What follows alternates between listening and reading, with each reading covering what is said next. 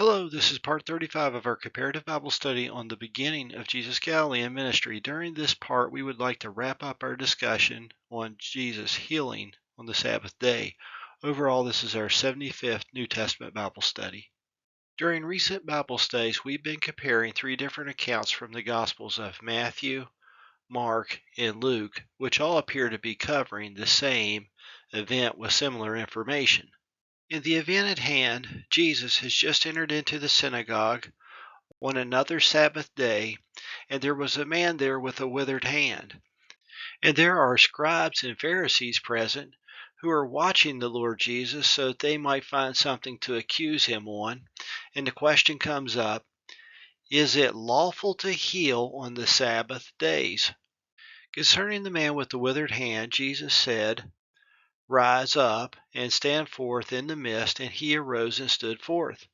Jesus also, in the Gospel of Matthew, challenged those present with an analogy of when a sheep falls into a pit on the Sabbath day.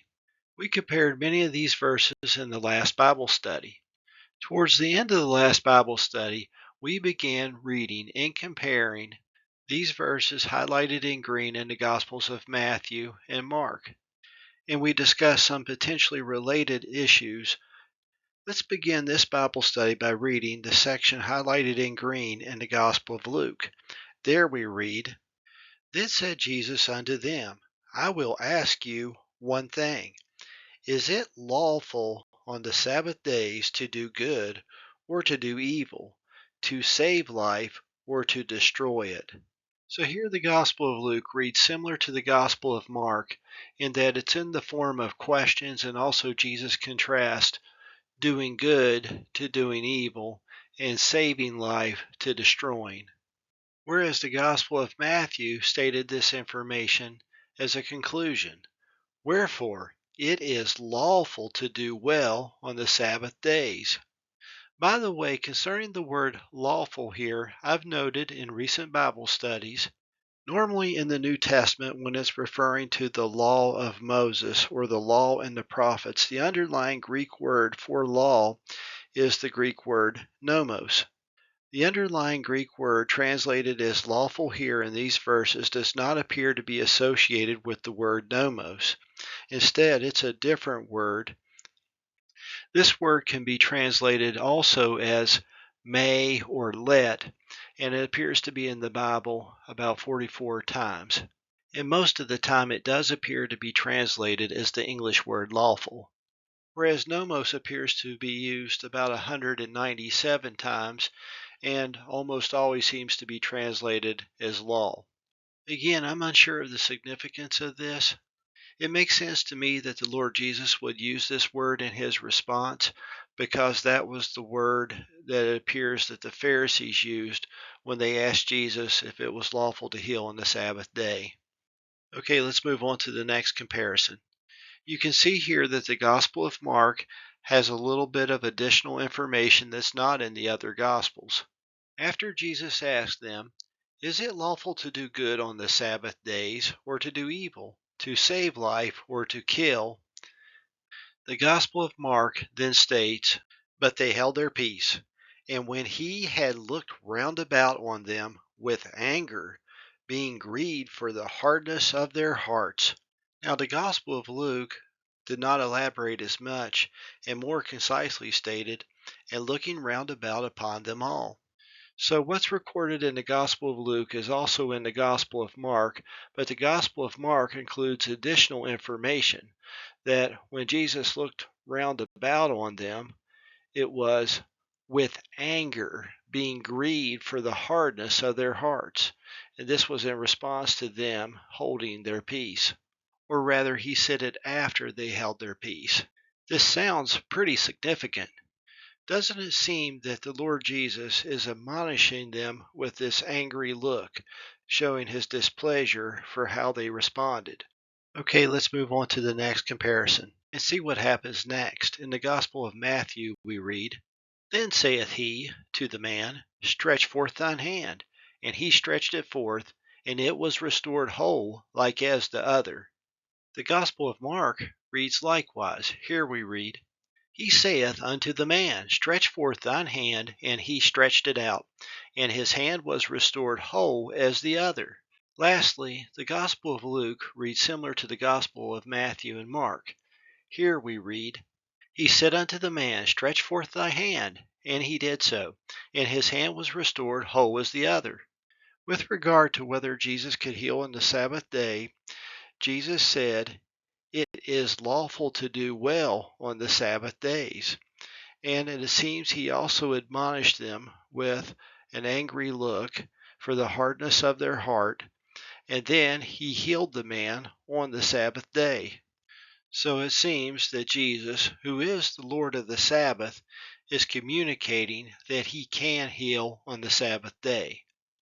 In the time remaining, I would like to share some Bible verses that I have heard debated with respect to the Sabbath day. The goal here, hopefully, is only to share things that I've come across or witnessed in personal Bible study. I certainly hope not to put unnecessary burdens on anyone or encourage anyone to go against the Lord's commandments. This is certainly not an exhaustive list, but maybe a starting point for personal Bible study. Let's get started. In Genesis chapter 2, it states, God ended his work which he had made, and he rested on the seventh day. Later in the book of Exodus, we're told, This is that which the Lord has said, Tomorrow is the rest of the holy Sabbath unto the Lord. I believe this is the first time in the Bible that the Hebrew word for Sabbath and also the Hebrew word Sabbathon are used in the Bible. It appears this commandment in Exodus chapter 16 was sometime before the Ten Commandments and other laws of Moses were given from Mount Sinai, but also after the children of Israel had come out of the land of Egypt. Interestingly enough, when the Ten Commandments were given from Mount Sinai in the book of Exodus and again in the book of Deuteronomy, shortly before the children of Israel entered the Promised Land, the Lord resting on the seventh day was referenced in Exodus, while the children of Israel coming out of the land of Egypt was referenced in Deuteronomy. Regarding the Bible verses displayed here, now the seventh day is noted in both Exodus and Genesis. With regard to Sunday, when I was living on the West Coast, I heard someone say on the radio that after the Lord Jesus was crucified, when Mary Magdalene visited the tomb, the word week in the Gospels of Matthew, Mark, Luke, and John is actually the plural word for Sabbath. And for example, if you look at Matthew 28 in Young's literal translation, there it could have been translated as, And on the eve of the Sabbath, at the dawn toward the first of the Sabbaths, came Mary the Magdalene and the other Mary to see the sepulchre. And the person went on to argue that this was showing that the seventh day Sabbath ended and the new Sabbath, the Sunday Sabbath, began. I heard that a prominent Seventh-day Adventist evangelist disagrees with this. I personally did not hear his argument. Some other verses I have heard and seen referenced and debated. With regard to the lower verses, I've heard different things with regard to their applicability. I've heard the top two verses referenced with regard to how the early church operated. I've also heard it argued that Isaiah 58 applies to the New Testament and the Lord's Day is referenced in Revelation chapter 1. Again, this is not intended to be a comprehensive list, and hopefully it can provide a starting point for personal Bible study.